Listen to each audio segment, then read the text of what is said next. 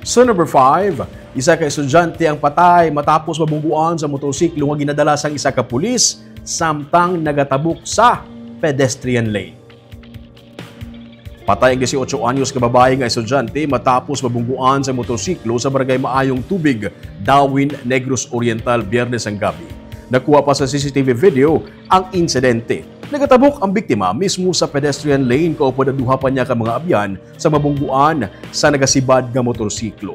Naigo ka motor ang duha ka mga estudyante, nag-angkon sang bali sa tiil ang 17 anyos, samtang 18 anyos nga si Jeline Garces Ariola ang naglabog kag patay na sang mag-abot sa ospital. Sunod sa kay Police Lieutenant Stephen Polinar, spokesperson sa Negros Oriental Police Provincial Office, ginausisa na nila ang natabo nga insidente. Isa ka patrolman nga nagadala sang motor kag naka-assign ini sa Regional Mobile Force Battalion.